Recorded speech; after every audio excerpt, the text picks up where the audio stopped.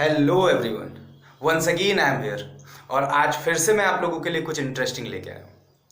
चलिए, इस इंटरेस्टिंग को समझने के पहले मैं आपसे कुछ डिफरेंस पूछता हूँ। देखिए, दो स्टेटमेंट्स मैं आपके सामने रखता हूँ। वह चाय पीता है और वह चाय पीता रहता है। दोनों ही स्टेटमेंट्स में बहुत अंतर है। दोनों सेम स्टेटमेंट्स नहीं है। एक है वह चाय पीता है और दूसरा है वह चाय पीता रहता है, यानी दूसरे वाले में कंटिन्यूटी है। तो पहले वाला स्टेटमेंट्स वो जो बोला जा रहा है वह चाय पीता है, वो तो एक सिंपल प्रेजेंट टेंस है जिसको हम लोग बोलेंगे ही टेक्स टी या ही ड्रिंक्स टी। लेकिन जो दूसरा स्टेटमेंट्स है वह चाय पीता रहता है, इसको हम लोग एज इट इज ट्रांसलेट नहीं करेंगे, यानी सिंपल प्रेजेंट टेंस की तरह ट्रांसलेट नहीं करेंगे। तो इसके लिए क्या ट्रांसलेट करेंगे, कैसे इस तरीके के स्टेटमेंट्स को बनाया जाता है, चलिए जानते हैं।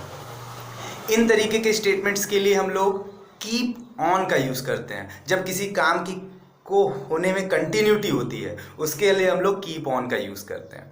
तो चलिए जानते हैं फटाफट इसका स्ट्रक्चर क्या होगा।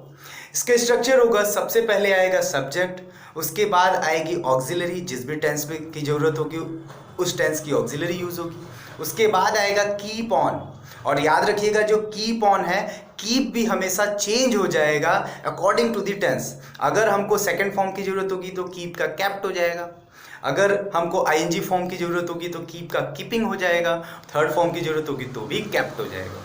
और इसके बाद आएगी वर्ब की आईएनजी फॉर्म, हमेशा याद रखिएगा वर्ब की ING form, and at last object.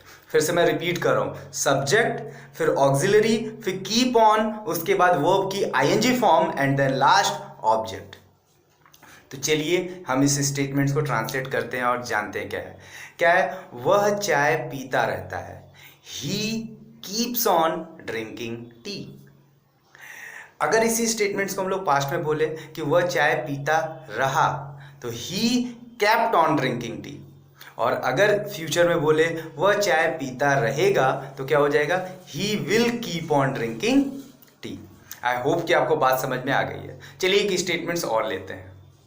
वह झूठ बोलता रहता है, वह झूठ बोलता रहता है, ही कीप्स ऑन टेलिंग अ लाई।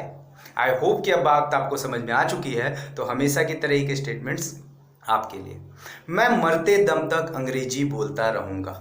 तब तक के लिए बाय बाय।